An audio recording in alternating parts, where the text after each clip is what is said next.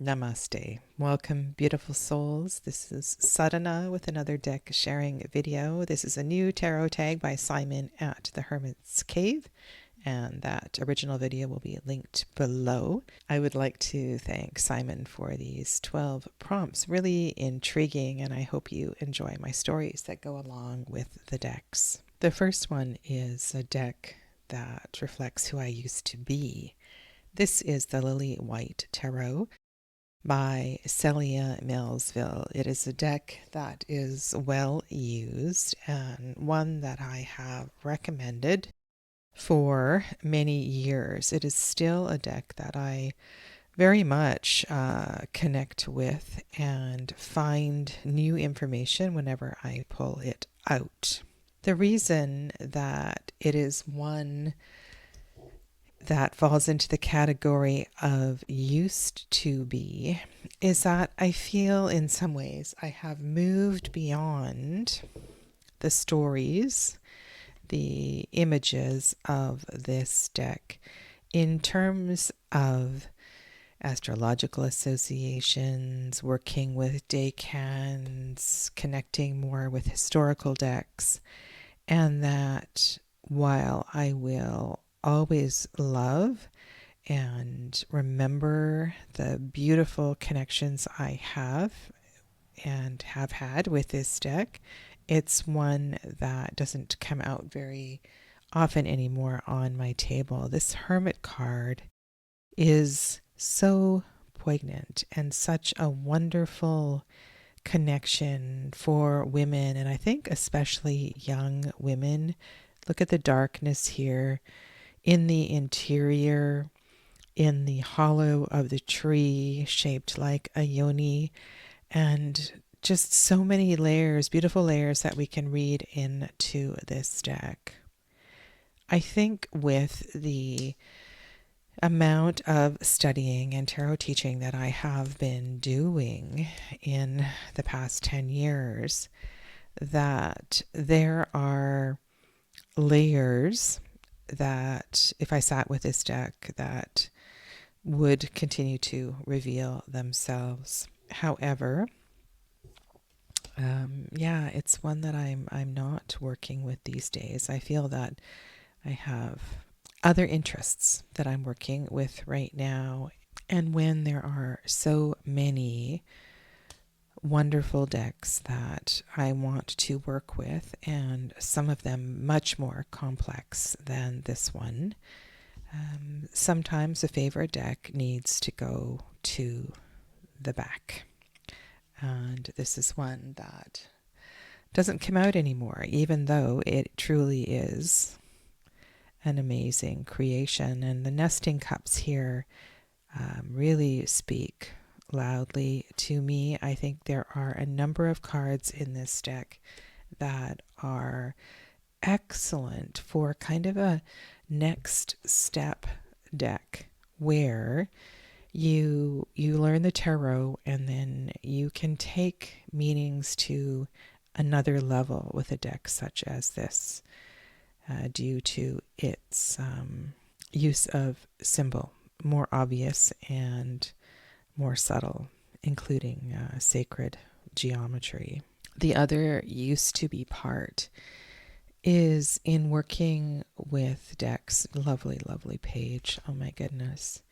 That are, let's call them body beautiful. This is a deck that is full of young people and young, thin people at that. I have featured this card many times on my channel in many, many readings, and I would still continue to recommend this deck. It's just that it's taken a backseat for some time now. And this Tower card, if you've never seen this, is so poignant. The elk losing its rack.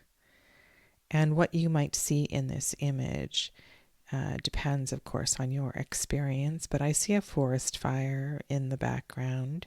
So the elk is in a rather stressful situation on many levels. Not only have they lost their rack, but they are in a environment that feels threatening. The experience of losing a rack, both of them at the same time, must feel quite frightening. The weight falling from the head. So there's a vulnerability, and especially when the environment might require some defense, that I just can't imagine how that would feel, losing this heavy weight, this protection from the head. Such a powerful tower card. This was one of the first decks that got me thinking about minors and pippish minors and how important the development, the sequence of the minors are. This is the Ace of Pentacles in the ground, a seed in the ground, and here you see the plant fully realized in the Ten of Pentacles. And I think this is just so wonderful when a deck is able to do that, to really show pictorially the development of the suit. So yeah, this is a lovely deck, and it does reflect who I used to be. 2024 was a year of diving into the Marseille Tarot and revisiting it classically, French decks, Italian decks, all kinds of iterations on older historical tarot. And at that time, I also explored many contemporary takes on the Tarot of Marseille. And this is one that came later on. I believe this came in 2025 into my tarot library. This is the Dinosaurs of Marseille by Anastasia Kashian. And surprisingly, a very good reader, and I love how she has incorporated the characteristics of each of the dinosaurs with the qualities and the archetypes of each of the cards. And another thing she's done really well in this deck, lovely tower card, the volcano, is the flourishes, the leaves, the flowers that go between in the minors, making it a much easier, perhaps, Tarot of Marseille to read. And I find, I first of all have an affinity for dinosaurs. So when I was a small child, in grade 1, I learned all the dinosaur names, and this was part of a unit that we did, an extensive unit in my grade 1 class. And I just have an affinity for these creatures and find that anything that brings me back to this puts a smile on my face. But what the surprise was what a good reader this deck is, and how the facings, how the connection of the minor elements, all of that is done so very well in this deck. And also, it's fun to learn about a dinosaur you might not know and to look up some of the characteristics and see how that goes. It was also a surprise that this is not only a Tarot of Marseille, this is a Minchiati deck as well too. So there are a bunch of extra cards, and if you read the other virtue cards, if you read with the astrological cards, then this deck can be used as a Minchiati deck as well. Quite a surprise, very pleasant surprise. I didn't want this just to be a cute little deck that was in my library for collection purposes, because I really do like to have a working tarot library. 17, the star is Les Meteorites. The guidebook is in English, though I can't say I have really used it. Very well done. Lovely, lovely. And it's funny to say this is a contemporary Tarot de Marseille, because dinosaurs are anything but contemporary, but you understand what I mean. Yeah, so I just had to share this one in this tarot tag. And so it's funny that the Tarot of Marseille, the Dinosaurs of Marseille, is a Minchiati deck, because the deck that intimidates me the most is the 97 card Minchiati deck. I have yet to read with this deck, use it as a reader. Not only because of the different numbering system, here you can see the devil is 14, but also because of the changes in the early part of the major arcana, as well as the abundance of extra cards and the inclusion of the virtues as well as the theological virtues. And they're also in the extra cards. Let's go ahead to the astrological cards. The order of presentation of the zodiacal cards does not follow the present familiar zodiacal wheel. So here we have the 27th card is Capricorn, and the 28th card is the sea goat. So this is Capricorn, this is Aries. So Aries is 27 and Capricorn is 28. Kind of love that the Capricorn card has the sea goat on it. And maybe there is something to this order, that we have the goat and the sea goat close together numerologically. Some of these cards are familiar from working with Bolognese decks, that is for sure. But moving all of these and giving the astrological signs different priority, ranking them with different numbers, really does change things up. And if I got any of them wrong, it's because I'm just not familiar with this system. And it's something definitely I want to learn. I'm so grateful that Masha of Musings with Masha has now begun a series on her channel dealing with exactly this, the Minchiati Tarot in its various versions. And so this does not follow a Tarot of Marseille pattern. Both the swords and the wands are crossed, so they look very, very similar, and definitely need to pay attention here. And the inclusion of other animals in these minors is also something that I think one needs to study. The court cards are somewhat familiar for the most part, and yeah, so quite intimidating, but also I am rather excited that Masha has started this series. So if you don't follow her, I will link her channel below, and you can check out her new Minchiati series. This one that I'm showing you is a mass market deck. It is the Minchiati al Signo by Lo Scarabeo. And here are the extra cards for the previous deck that I shared with you. So here we have the Mars card, and Mercury, Jupiter.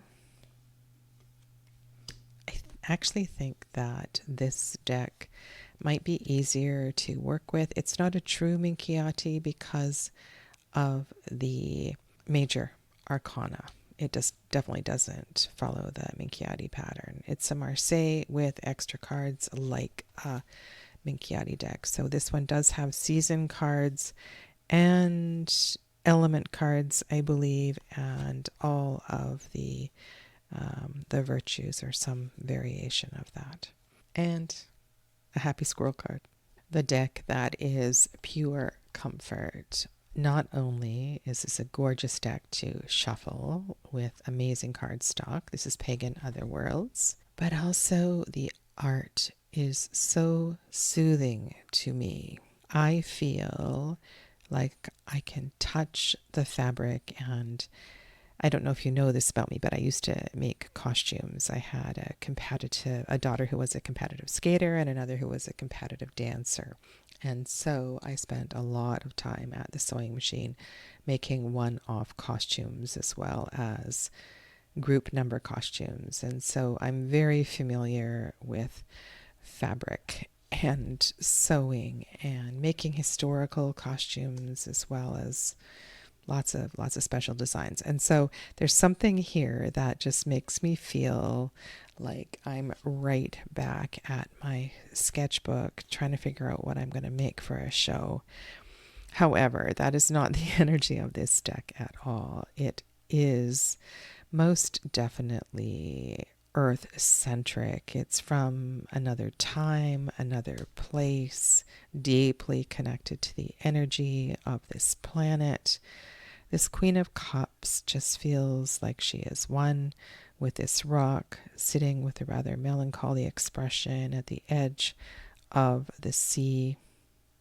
And there's something quite special in the scenes that are in the minor. So these are not Tarot of Marseille arrangements. They're simply a pip card, and there is no rhyme or reason or system to the way that the cups, pentacles, swords are. Look at this one here. I see like a green man in the tree. Or wands are arranged. There is something really interesting, very clever in the design of the backgrounds of these cards. Hermit moves in a different direction, so it's not a straight up Golden Dawn deck. There are changes, most definitely. And in some cards, the art, I have another deck that does this. So what I'm saying here is this almost like this, we have this beautiful sea in the background. This one is quite good. You can see how the swords are in the sand. This one looks like it's just been pasted on. You know what I mean? Like I have another, I'm thinking of Lonely Dreamer Tarot. In some of those kinds of decks, it feels like you have this beautiful artwork and then the element is just pasted on, and there hasn't been enough care in smudging where the points of the swords hit the sand.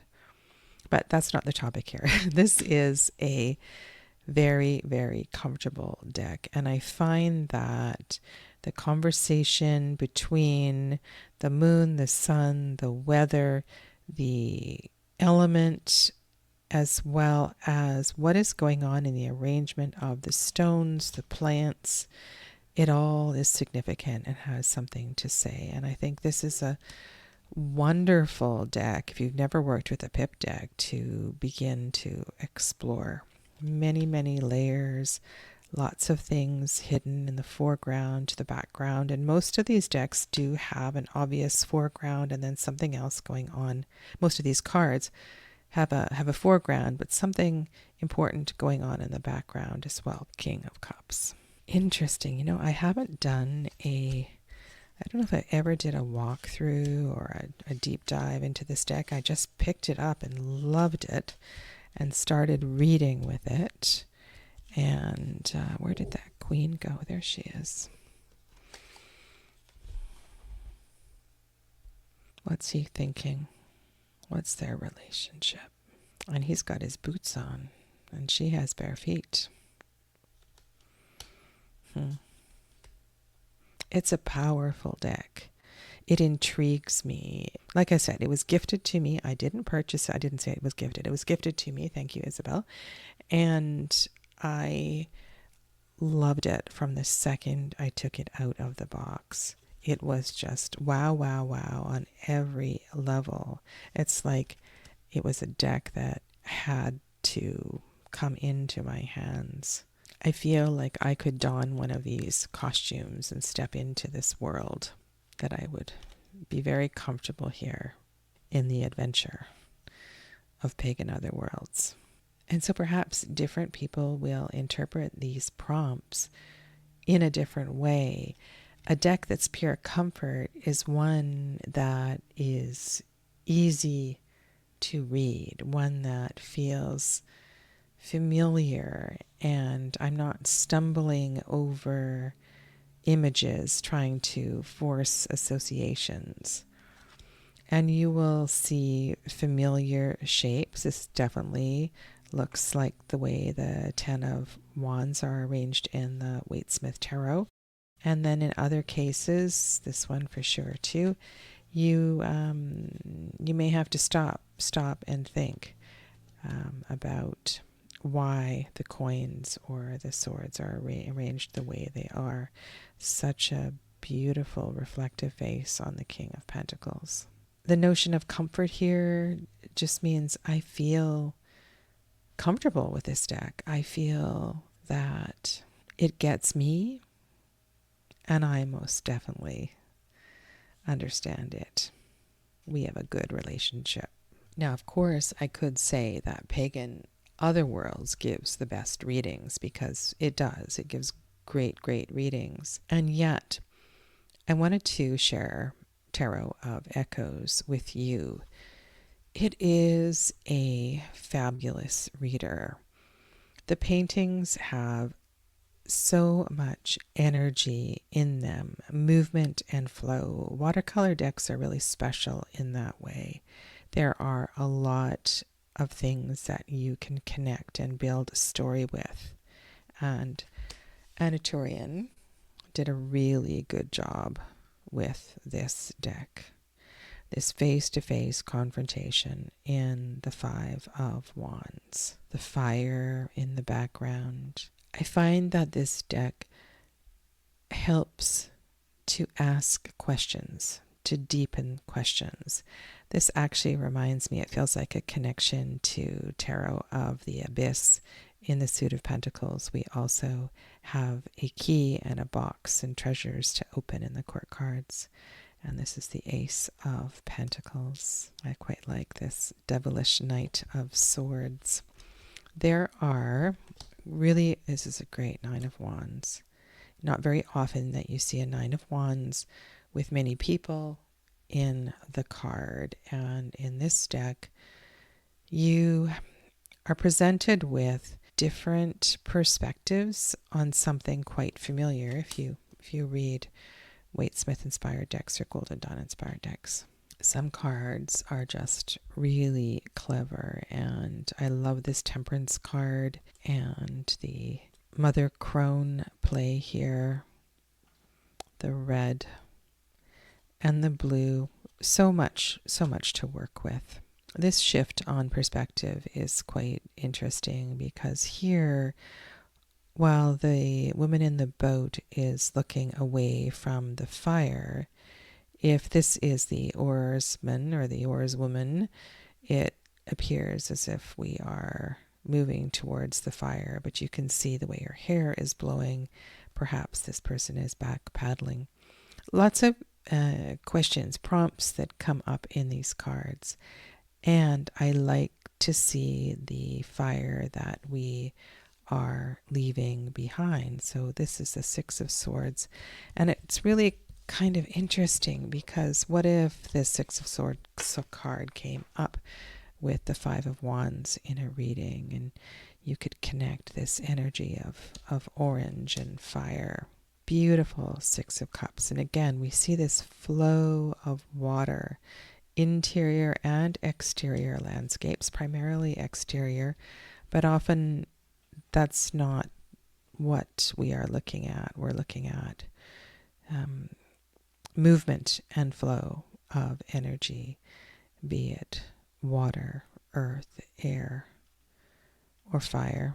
A very powerful Queen of Swords. And when I look at this card, I see clouds and the element of air and the birds, but in some way I also feel water here.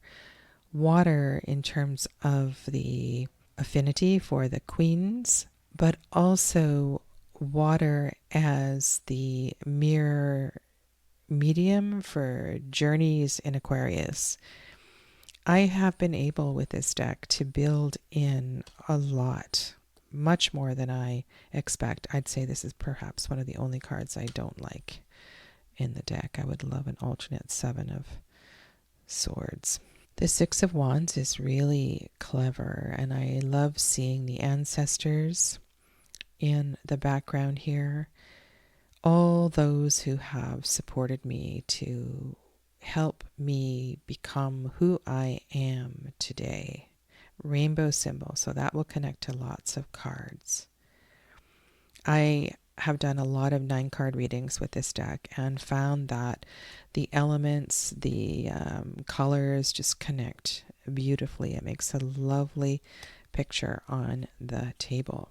Now I've got the Emperor card here, and I want to find the Empress card. Ooh, this Ten of Swords is great as well. And I want to share about that card too.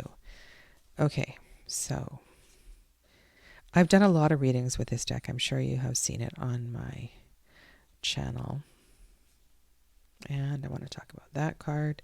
So many favorite cards in this deck, and I find it's really good for storytelling as well as the movement of energy. This is really clever because what we're seeing here is a reversal of archetypal energy. The Empress is the cosmos. The Empress is within the cosmos. In most mythologies, the Empress is connected with the energy of the earth and is grounded. Shakti is here with her feet on the ground. She is the trees. She is the animals. She is the humans here upon this earth. The Emperor, Shiva, is the cosmos. It is the unseen, all that is unmanifest. And here we see the Emperor within the earth, within the energy of Venus. And it's like with these two cards, we begin to understand that they are inseparable. They are one within the other. They are not two separate entities. And so why this deck is such a great reader, depending on the level and what you've studied and what you know about the tarot, you can pull out so many, many things. Now this is super clever. And it's funny because Anatolia never talks about astrology in her decks. The star, Aquarius, follows the devil, Capricorn. And in the devil card, many devil cards, you're aware of the chains that bind. And here we see in the star card these chains being released. Now these are not sequentially 15 and 17. There is a 16 in between, but they are sequential astrologically speaking, Capricorn and Aquarius. And when I saw this, I thought, wow, Anna, you are so inspired. Very poignant awakening card. This relationship with what is going on below. There's a sadness, a tenderness here. There's a tear in the ether. This Fisher King and the Five of Swords is really something as well too. But this card, this is my Mary Poppins card. Tuppence, feed the birds. Just beautiful. And I don't think I've seen a Seven of Cups that I like better than this one. She is holding a dream catcher. She is barefoot. She is catching her dreams. And I just love the lightness and the sense of adventure in this Seven of Cups. Also, sevens being connected with Venus. This feels very sensual in that she is aware of her relationship with feeling and seeing and touching and being and all of that. So yeah, so I have found this deck to give just excellent readings, and if you don't have it, it will be available as a mass market in the not too distant future. Tarot of Echoes by Anatolian. The deck that is too pretty to use. I have two handmade decks by Marco Benedetti, and this is one of them. This is the Metalli Tarot, and this is such a gorgeous deck made on this beautiful uncoated paper stock, and the colors are so rich and deep. And the borders are wrapped. So the paper on the back is a sticky paper, and then it is wrapped over. And so it makes it sometimes difficult when I'm putting the cards together. Sometimes those edges do catch, and I need to be very, very careful. I would never riffle shuffle this deck, which is something that I love to do. And yet I am absolutely in love with this deck. This is the Cupid card, the Lover's card, Chariot. There are no numbers on these cards, on the majors anyway. Page of Cups. The elemental cards, so the suit cards, are quite plain and simple, and yet there are other things going on. So there are birds on some of the coins. There are people doing things on other coins, and so you can read into that. The colors are just absolutely stunning. And I love this Knight of Cups. I love that we're looking at the ass of the horse. It's just so funny. It's so funny. Look at this gorgeous Ace of Cups. There were a couple of cards. So this is a Masha Made Me Do It deck. And I sorted this last night, but then I shuffled a little bit. There are a couple cards that I found so stunning. Here's your World card. Look at the painting. I mean, it's incredible. And I love this paper, this kind of uncoated rough paper, and rich, rich colors. So I don't know if I can remember which cards really made me do it. This Fool card, or is it the Magician? I know there's some controversy about which is Fool and which is Magician. But yes, I never would take this anywhere, like to read at a store or read at a festival. It's just too special. I don't remember which card it was, but having this in hand, oh my goodness. I just need to be very, very careful with this deck and how I handle it. But wow, what a gorgeous deck. And I know Marco does several decks with this style of paper wrapping for the borders, and what a labor of love. Incredible. Almost too pretty to use. The Metelli Tarot by Marco Benedetti. I was deep into my yoga studies, and then I took a detour into shamanism and kind of got lost and mesmerized in the world of yoga and shamanism. And I was at an event, and on the altar in the medicine circle, in our circle of medicine workers, was this tarot deck. This is the Vision Quest Tarot. And I was so surprised at how accurately the intention of many of these cards fit with what we were learning and what we were studying. And I drew a card every day I went to this circle, and found this to be quite a special deck. Now, this is a Golden Dawn inspired deck. You could say it's a Thoth inspired deck. And yet it has these powerful layers of earth-centric meaning. If you know a thing or two about the medicine wheel, totem animals, you will find some deeply meaningful connections in these cards. This is more than a tarot deck.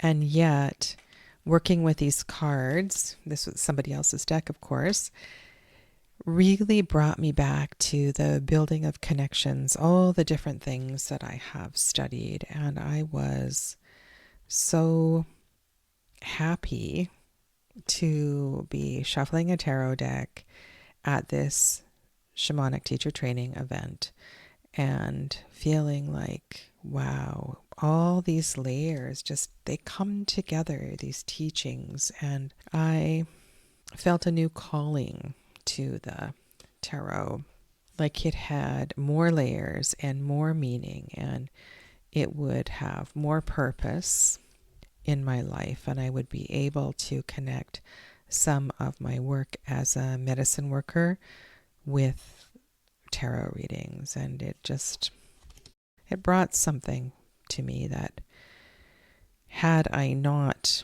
been in that training and had this deck not been on the altar space, I might not be doing what I'm doing today. So yes, thank you. Thank you to the Vision Quest Tarot for bringing me back. This is the Vindur Tarot by Leah Pantea.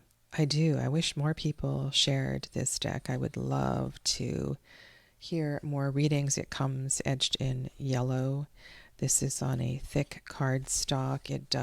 You can riffle shuffle it. It does shuffle beautifully, and no danger of bending cards. This deck may have come through the Alleyman Tarot. This might have been one of my Alleyman Made Me Do It decks. I find the layers in these cards really intriguing. There are hints of astrology, very subtle messages and meanings. The Knight of Swords in this deck is amazing. There are some name changes, and I love the white space on this deck. Look at this Page of Swords. Just feel the attitude here. The swords are all yellow, and the cups are this blue color. The wands are red, and subtle links to the Rider-Waite-Smith deck. You can see there the ball and chain here, and if you look at a Waite-Smith deck, you can see that one of the wands, usually if it's a Pamela Coleman Smith artwork, is attached to the wall. The other is free. I hint towards the Fool. And the Pentacles cards are a greeny gray color. So it is a pep deck, which no problem reading here. I really like this deck. I put this in the category of swords deck. Very airy, invokes deep contemplation. And I find that this is also a great reader for men. So men, or those who are not looking for something fluffy. There is no fluff in this deck. It's very straightforward. This is such a great Nine of Pentacles in the Labyrinth. The fifth arcanum is Chiron, the wounded healer. Here is the Knight of Swords, moving so quickly, only one foot makes it into the picture. Most definitely an underrated and under talked about deck. This deck is primarily androgynous figures. I just look at this Fool card.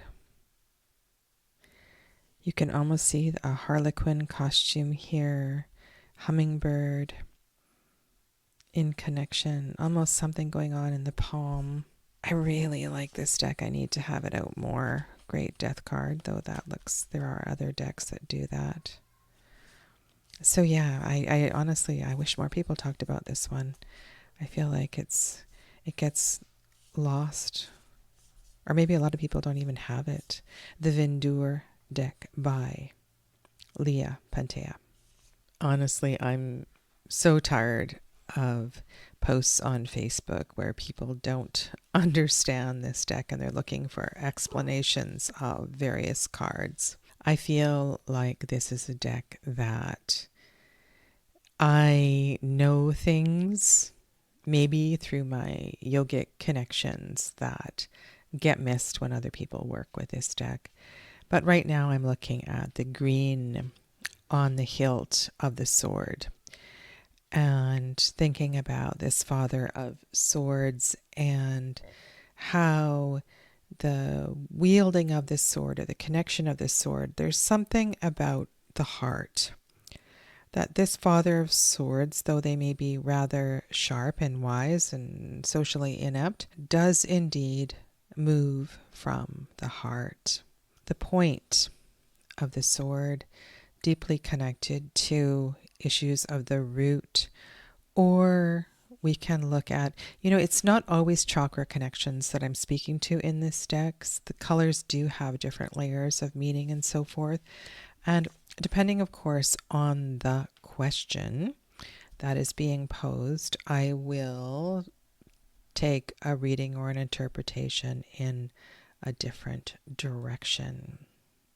Eclipses are incredibly powerful energy, and so something here is awakening and unfolding, and there is absolutely a pause that is necessary here to feel the power of the eclipse.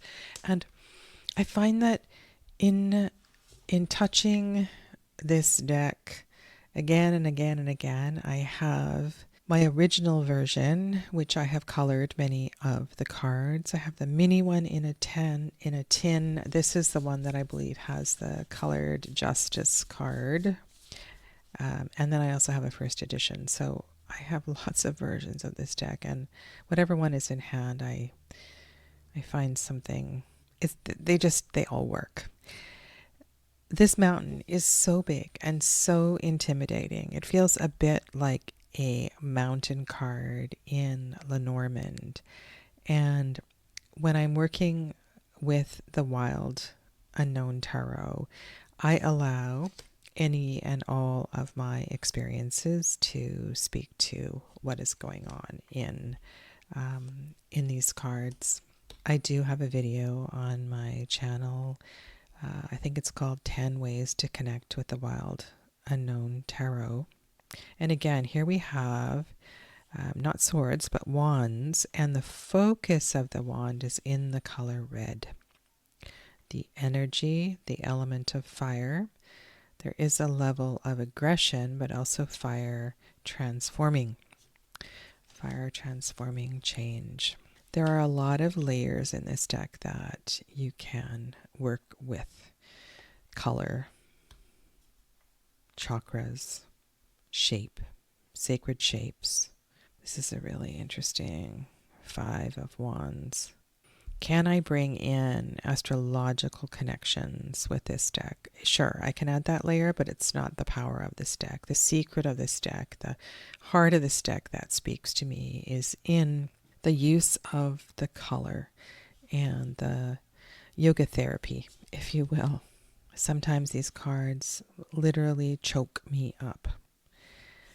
I find that there's so much that I want to say, but I feel. These cards make me feel deeply. And even in a difficult card like this, you want to pay attention to what the swords are piercing, the position, the layers of the sword, the energy of the animals. So this is a great deck to have a totem animal resource book. The Stephen Farmer one is great. And these kinds of line drawings will show you different things at different times. Why is the Daughter of Pentacles all in the gray? The Lover's card is interesting because in the original it was mostly blue, and here we have more color. So color is you want to focus on the color and where the focus of energy is in the deck. In the Mother of Swords, I colored her eyes blue to bring in the water element. And the use of light and dark is really important in these cards. I think it's really good to see the same teachings offered in different kinds of illustrations. So this is a card where we were looking at in Anna Torian's deck, the 6 of Wands. and there were ancestors in silhouette in the background, and there was a figure on a mountain. And here we're looking at the Six of Cups, and this idea of all that is below. The energy is below. The energy is in our veins and in our roots, and that informs how we do and who we are and how we stand in this world. And I like working with these kinds of layers in a reading. Yeah, this was a special edition where the Justice card was colored. There are also a few cards that have this use of rainbow light in a small area of the card, like we're looking through a portal or a mirror. A portal, I think, is a best way to look at this. The energy is held also within this space. It's contained. So yeah, I feel like there is a secret language in this deck that sometimes really is a secret just between me and these incredible cards. On Saturdays for many weeks now, I have been doing a comparative study with Mythologia Venica Tarot by Susanna Salo, and the Margaret Peterson Tarot, and the Greenwood Tarot. And my interest in mythology has definitely expanded to another level. I'm doing this one on Saturdays, looking at connections among these three decks that I mentioned, and how the layers of myth expand our understanding of what we already know about the tarot. And this deck is really, really powerful. And in responding to this question, what defines my practice right now is a fascination with mythology and how we can build in the layers of myth into tarot readings. I'm also doing another series on my channel based on the Arthurian Tarot. Now, this is the Anna Marie Ferguson deck, which is one of 3 Arthurian decks that I'm using in that series. And this one was the inspiration for the deck.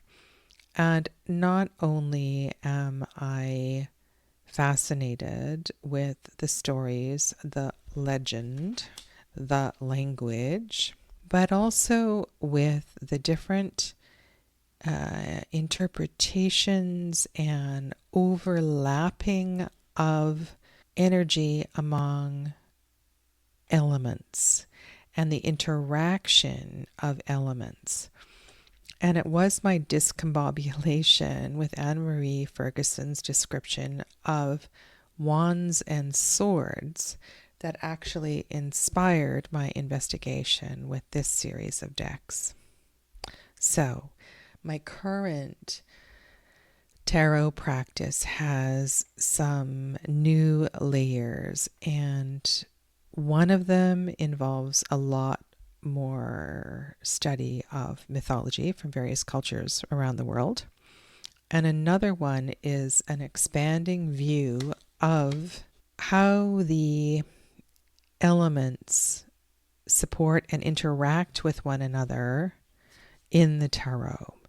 That the energy of wands cannot be contained in a little box, that it's quite difficult to define the element of fire without speaking of the element of air, that these two suits are completely interrelated. And so I am continuing to explore this and deepen my understanding always. I feel like the tarot is a lifelong study, and I've really been enjoying all that I've learned in these two current series. For the deck that pulls me out of a rut, I chose I Am the Artist Tarot by Monica Saki. And this is a really fun deck, but also one that I find kind of kicks me in the pants and gets me to see things from a different perspective. And so I really appreciate that. I was initially intrigued with this deck because it did have astrological symbols on the cards and worked with the Golden Dawn decans. And yet I feel like there are a lot of layers here that get me to think of things in a new way. It helps me to expand, perhaps when I am all consumed with a certain way to interpret a certain card. And whether these are towers in Jaipur or somewhere else in the world, or you are seeing a Ferris wheel, I feel like this deck is great at provoking and challenging all too familiar interpretations. This deck also works in this category because I do like decks with lots of white space. And so this really challenges me to find a focus on each and every card. Okay, so where is my eye going to go and what am I going to focus on? Because if I don't do that, I can become quite overwhelmed in looking at a card such as this.